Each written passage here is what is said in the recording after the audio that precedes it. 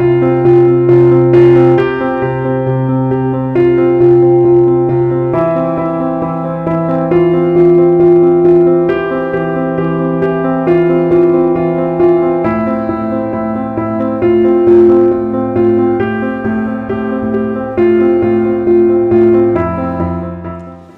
a todos, ¿cómo están? Los saluda el pastor Omar Bengolea de la Iglesia Verdad de Vida en la ciudad de Ayacucho.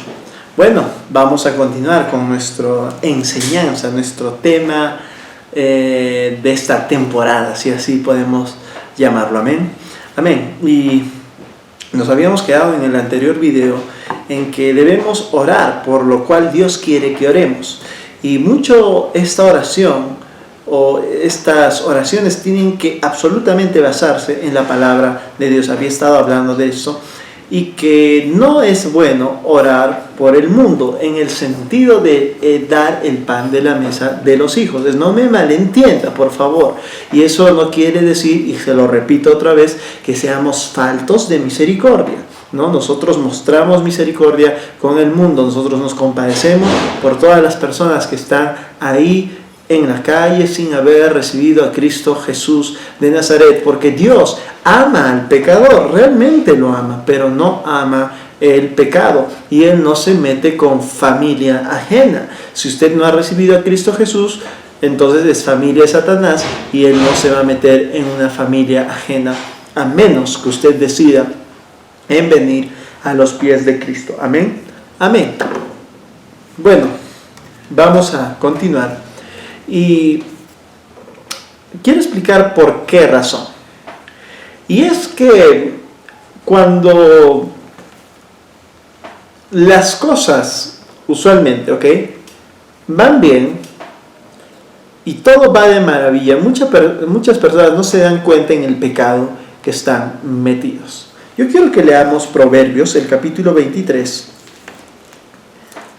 Y aunque esto no es corrección, por si acaso, esto no es corrección, lo que quiero extraer del principio de esto, pero sí quiero que entendamos, por ejemplo, por qué hay corrección con los muchachos, por qué es importante que uno corrija al muchacho y qué es lo que va a producir en ellos, ¿no?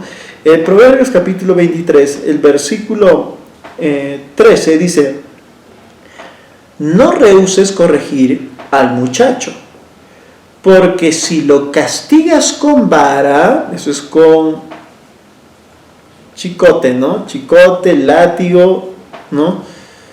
No morirá. Lo castigarás con vara y librarás su alma del Seol. Miren este principio. Está hablando que la corrección en los muchachos, el entender que las consecuencias del pecado son dolor, son desgracias, son llantos, va a permitir que el muchacho se dé cuenta y corrija su camino para alejarse ¿de dónde? Del Seol. Para alejarlo del Seol. La vara o el látigo va a alejar al muchacho del Seol. Está inclusive diciendo que la corrección va a hacer que el muchacho reciba a Cristo Jesús. Y mire este principio acerca de la corrección. Porque si usted no corrige, ¿cuál sería el resultado? Que el muchacho se acerca al Seol. Si usted no corrige o no. Claro, porque ahí lo dice en la palabra. Si usted no corrige la mala conducta, la malcriadez, los malos pasos, los berrinches, las malas acciones que está haciendo, ¿a dónde lo va a acercar? Al Seol. Es decir, no va a recibir a Jesús, va a ser rebelde, va a irse en contra de la palabra de Dios, porque está dispuesto a la concupiscencia de su carne, está dispuesto a toda la lascivia, a todo el pecado de la carne, a todo lo que le llama la carne. Él está dispuesto, y su Dios ha vuelto la carne. Y es a través de la corrección la que el muchacho se aleja o usted lo aleja del Seol y lo aleja de ser un mal elemento inclusive en la sociedad. Ahora, este principio, quiero que extraigamos solamente el principio, ¿ok? No tome que el coronavirus es como una corrección ni nada de eso, ¿ok? Pero muchos, o por no decir todos los que no son creyentes, mientras les va bien, escúcheme bien, mientras les va bien, se enorgullecen de su pecado y de su lascivia. Muchos, mientras no le pasa nada, hacen y cometen y repiten y practican sus malas acciones y desprecian el evangelio, ¿o no? Claro que sí, ¿ok?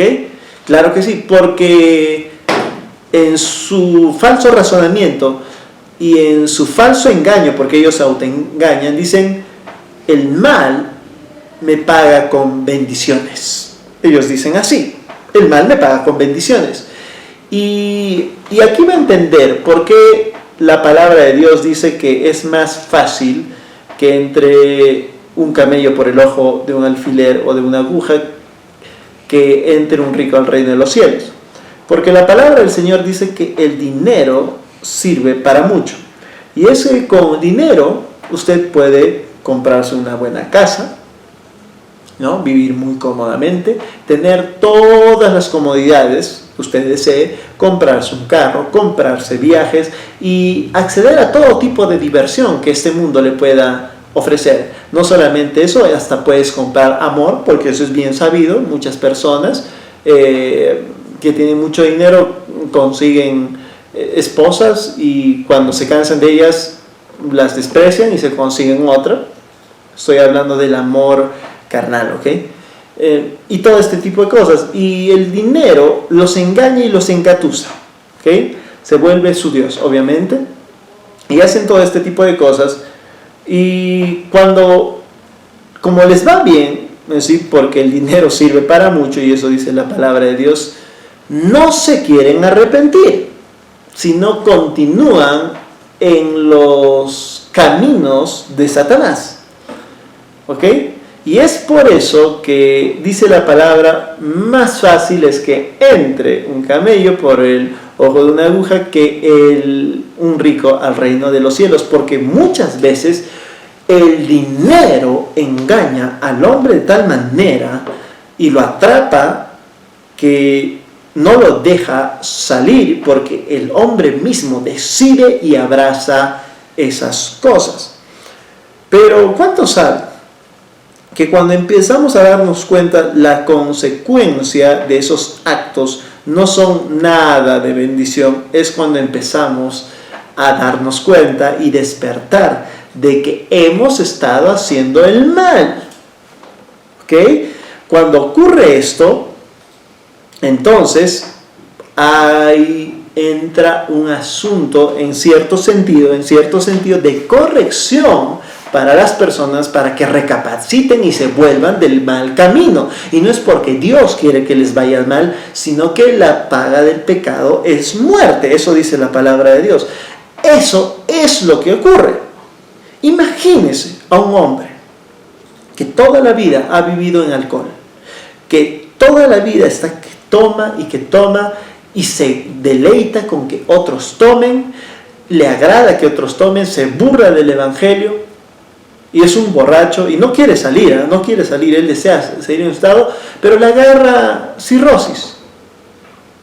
Él dice: si yo fuera sanado seguiría tomando. Y muchos hombres así buscan la sanidad para continuar en su pecado, ¿ok?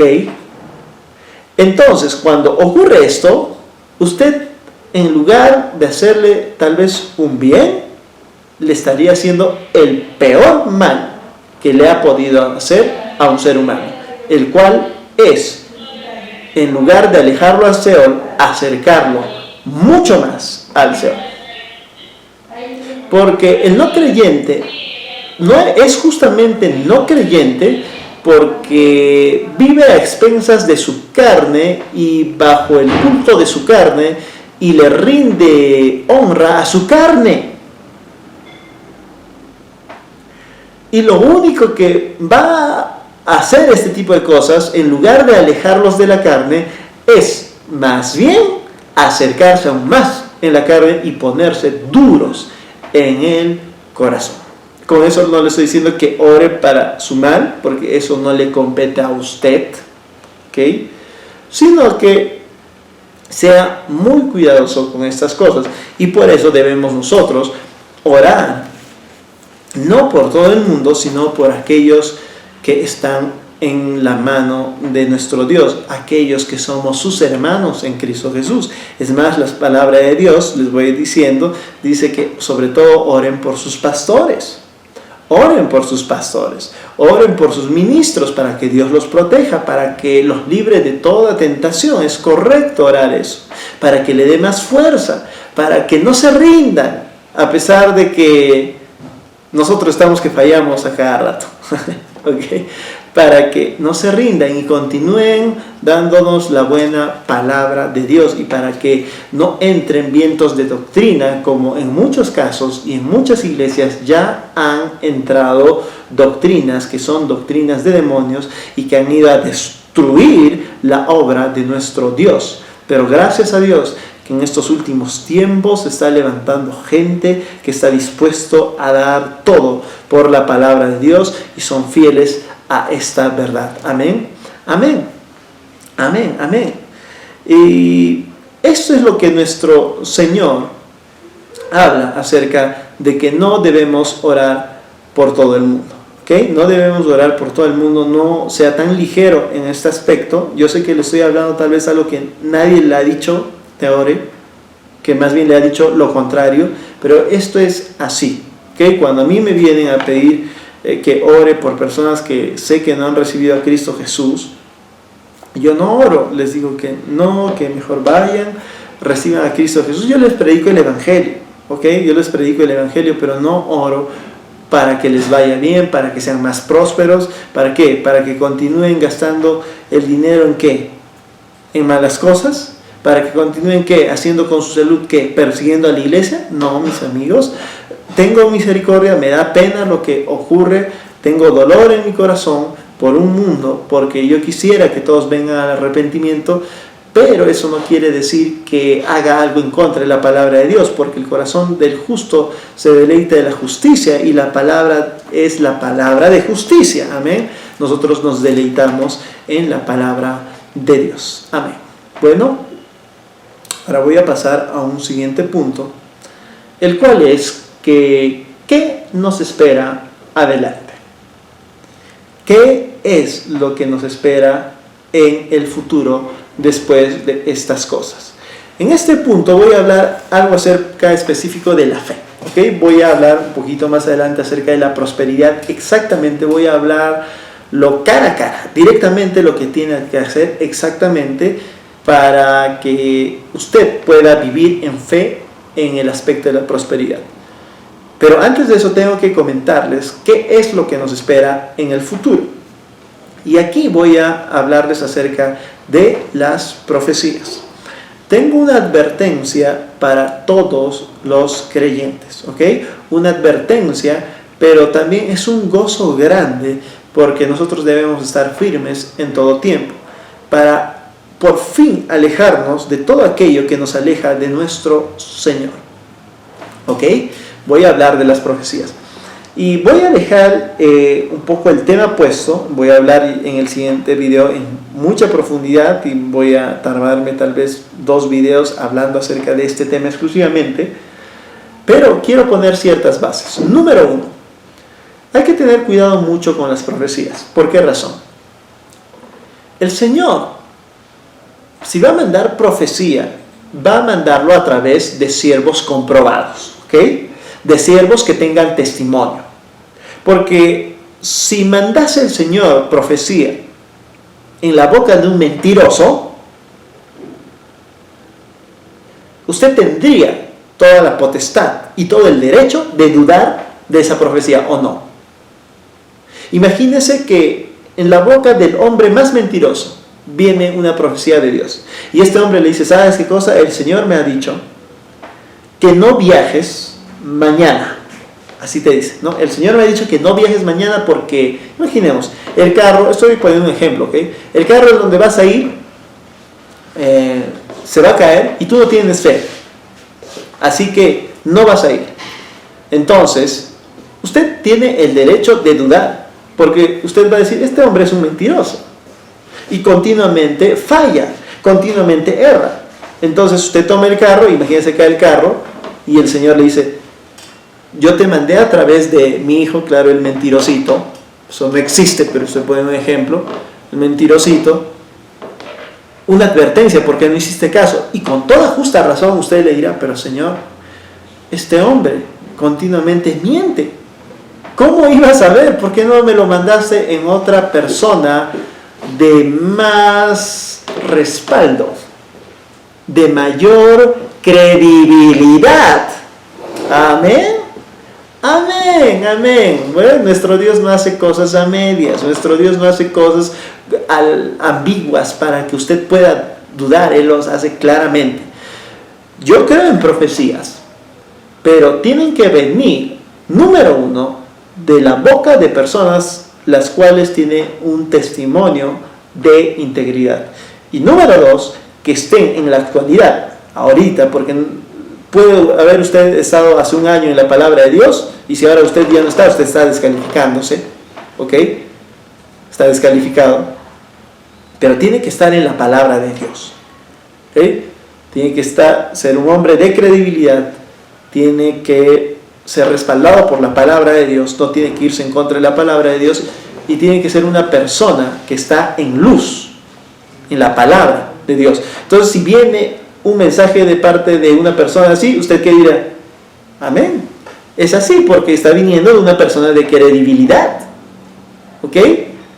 Por ejemplo, Kenneth Hagin, un gran hombre de Dios, un ministro, un profeta, habló muchas cosas y las cosas que hablaba eran ciertas porque era una persona de credibilidad, íntegra al ministerio, hablaba la palabra de Dios, gran maestro, tenía un respaldo de sanidades, de prodigios, de movimientos en el Espíritu Santo.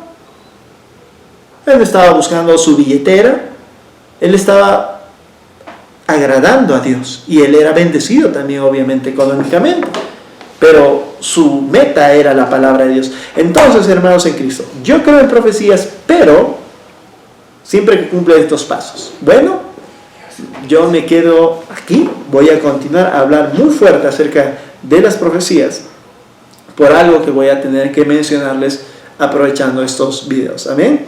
Bueno, yo me despido recordándoles y anunciándoles que Jesús es la palabra de Dios.